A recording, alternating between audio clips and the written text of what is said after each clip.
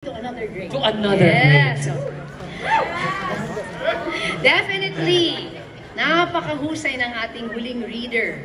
Una niyang katrabaho si Sir Ricky noong 1990 sa Jezebel. Child actor siya noon. And they've worked together rin sa Aish de Masu at Satel. She will read an excerpt from Pinilakang Tabing. Binalikan ni Luis ang lugar sa Quiapo kung saan hinuli ng mga sundalo ang kanyang asawa at ang nawawalang 1 taong gulang na anak. Kasama ni Luisa si Jennifer, estudyante niya na may sarili ring trauma.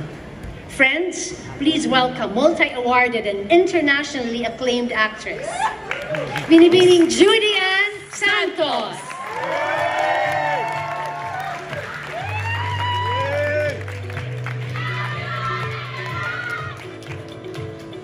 Sir Ricky, sa inyo pong lahat, magandang hapon.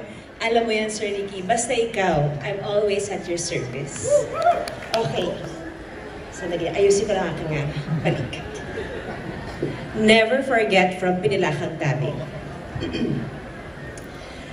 I have gone through 3 periods, sabi ni Luisa kay Jennifer.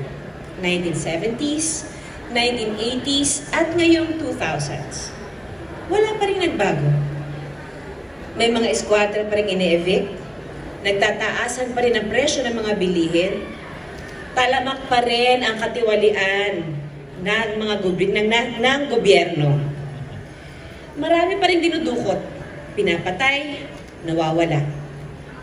Patuloy ang kahirapan. Maski yung American imperialism na laging binabanggit ni Jose noon, naririto pa rin hanggang ngayon. Pagkalipas na ilang sandali, lumabas ng kainan sina Luisa at Jennifer. Tumayo sila ng ilang saglit sa kalsada. Tahimik na pinagmasdan ang mga taong nagdaraan. Kung may kamera, naisip ni Jennifer, at kukunan sila mula sa itaas. Para silang mga langgam dito sa ibaba. Iba't ibang ulo ng mga taong may kanya-kanyang problema. May kanya-kanyang pangarap, may kanya-kanyang pagdurusa. Magzo-zoom ang camera pababa sa kanila ni Luisa. Nakatayong magkatabi sa gitna ng karamihan.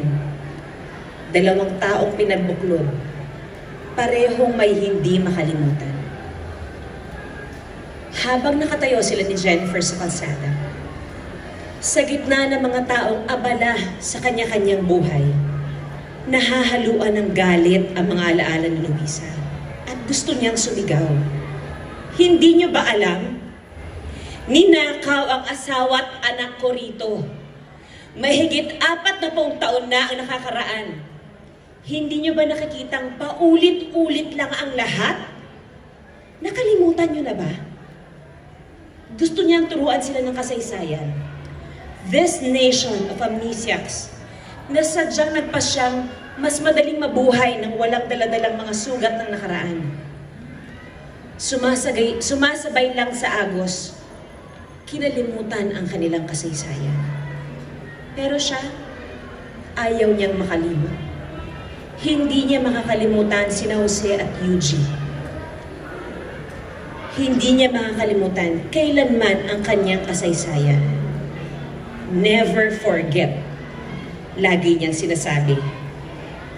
Laging sinasabi ng mga placard sa rally. Siya ang orihinal na never forget. Iniisip ni Jennifer, habang nakatingin kay Luisa, na tama ito. Hindi nito kailanman kinalimutan ng lahat. Dahil ang nakalipas, gaano man kasakit, ay bahagi natin.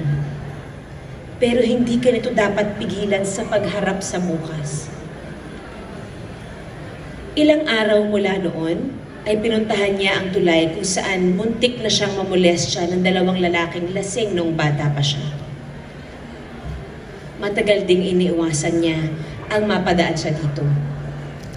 Ngayon, lumapit siya at pinagmasdan nitong mabuti. Wala na ang dating kaba. Balang araw, sabi niya sa tulay, babalik ako at gagawan kita ng pelikula.